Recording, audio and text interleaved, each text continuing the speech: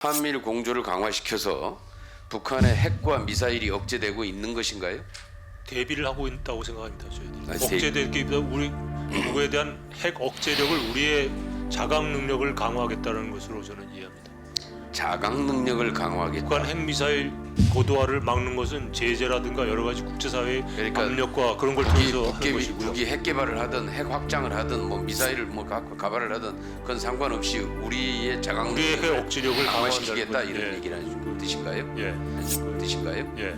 근데 원래는 그런 뜻이 아니었죠. 북한의 핵 확장 능력 그다음에 아닙니다. 미사일 능력들을 대북 어떻게 확장 하면 억제. 이것을 억제할 것인가? 아닙니다. 이게 확장 억제 전략 아닙니까? 익스텐디드 디터런스는 그 핵 우산을 포함한 모든 재래식 그런 걸 다 감안한 미국의 우리에 대한 그 군사 안보적 지원, 그걸 우리의 재래식 무기 능력 모든 걸 합친 그런 확장 억제라는 게 바로 그런 개념으로 이해하고 있습니다. 잘못 알고 계신 것 같은데요. 그렇지 않습니다. 북한의 핵과 미사일의 확장을 일정 정도 억제할 수 있는 아니, 전략을 가지고 구축해 가겠다라고 대북 하는 확장 억제라는 한미일 건 공조를 통해서. 북한의 핵의 확장이 아니라 우리의 디터런스가 익스텐디드 된다는 말이기 때문에 그러니까 저는 아까 후보자께서 경제 부처라는 자세로 일을 하시겠다고 그래서 상당히 기대를 했는데 아까 질문에 대해서 전혀 우리 외교의 실패가 실제로 우리 경제 실패에 어떤 영향을 미치고 어떻게 작용하는지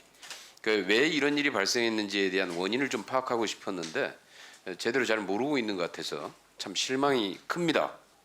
결국 이제 두 번째는 안보 외교일 텐데요. 우리의 안보를 튼튼하게 구축하는 것일 텐데 아마 이 안보 외교 관련해서 우리 외교의 지금 윤석열 정부의 최대의 목표는 한미일 공조를 강화함으로써 대북 북한의 핵과 미사일 확장을 억제하겠다라는 거 아니겠어요? 그렇습니다. 지금까지 1년 8개월 동안 계속 지금 이 노선을 지금 추구해 왔는데 어떻습니까? 한미일 공조를 강화시켜서 북한의 핵과 미사일이 억제되고 있는 것인가요? 대비를 하고 있다고 생각합니다. 저희들이 아니, 억제될 게보다 우리 북에 대한 핵 억제력을 우리의 자각 능력을 강화하겠다는 것으로 저는 이해합니다.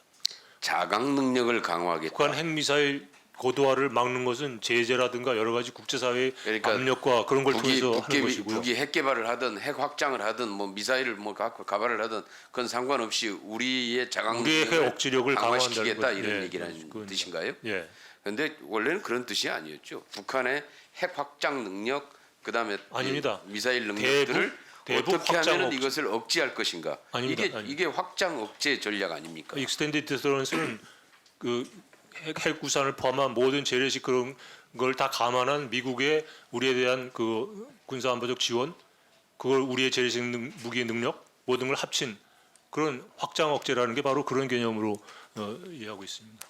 잘못 알고 계신 것 같은데요. 그렇지 않습니다. 북한의 핵과 미사일의 확장을 일정 정도 억제할 수 있는 전략을 가지고 구축해 가겠다라고 대북 하는 거죠. 확장 억제라는 한미일 건 공조를 통해서. 북한의 핵의 확장이 아니라 우리의 디터런스가 익스텐디드 된다는 말이기 때문에 그러니까 뭐 이제 그렇다면 우리만 강화시키면 되고 북한이 핵 개발을 계속 하든 말든 미사일을 계속 쓰든 말든 신경 안 쓰겠다 이런 얘기인가요? 아니죠. 북한의 핵미사일 능력이 고도화되는데 우리는 가만히 있을 수 없으니까 우리도 자강을 통해서 근데 대비하겠다는 거죠. 문제는 이제 그런 겁니다. 지금 윤석열 정부 들어서 1년 8개월 동안 계속 지금 현재 확장 억제를 강화하겠다고 계속 지금 추구해 왔는데 문제는 22년 9월 달에 북한이 핵무력을 법제화했습니다.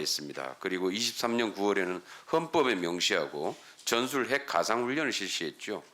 그리고 전술 핵 잠수함까지 공개했습니다.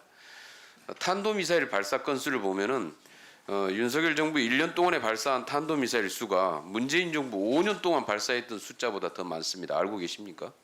뭐 숫자는 알고 예, 있습니다. 숫자는 그렇습니다. 다시 말해서 확장을 억제하겠다고 가고 있는데 우리의 전략은 문제는 확장을 억제시키는 게 아니라 점점 북의 핵과 미사일은 확장되고 급진전되고 있는 겁니다.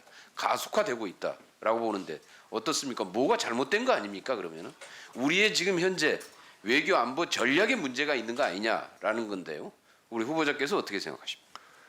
북한의 핵 미사일 능력이 계속 고도화되고 있는 그런 상황과 우리에 대한 도발의 횟수 이런 거의 상관관계를 꼭 도발 횟수의 숫자만 가지고 판단하시면 안 될 것 같고요.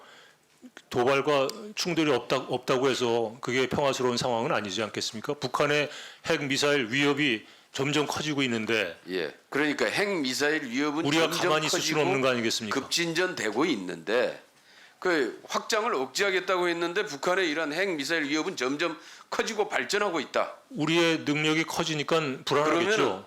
불안하니까 그러면은 그런 반응을 우리의 보이겠죠. 외교 안보 전략에 문제가 있는 거 아니냐라는 얘기입니다. 저는 그렇게 생각하지 않습니다. 그렇게 생각하지 않는다. 상대방이 결국은 경제 외교도 비전이 없고 안보 외교도 거의 비전이 없어 보입니다. 후보자의 지금 얘기를 들으면서 한미일 공조를 강화시키는 게 북중러 공조 강화를 초래해서 실제로 북한이 마음 놓고 핵 확장, 군사 정찰 위상까지 발사하고 확장을 해가고 있다. 즉 핵과 미사일이 급진전되고 있다.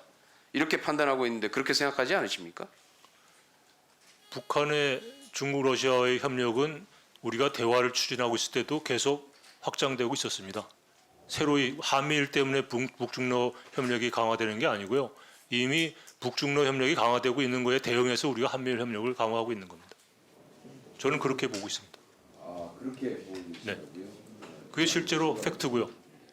뭐가 먼저 시작됐는지 한 번 더 다시 한번 좀 살펴보시고 어떻게 해서 이렇게 우리 안보가 점점 더 위험해지고 있는 외교 안보의 전략에 대해서 저는 어떻게 생각하는지를 확인하고 싶었는데 후보자는 전혀 지금 제대로 잘 알지 못하고 있다라는 생각입니다.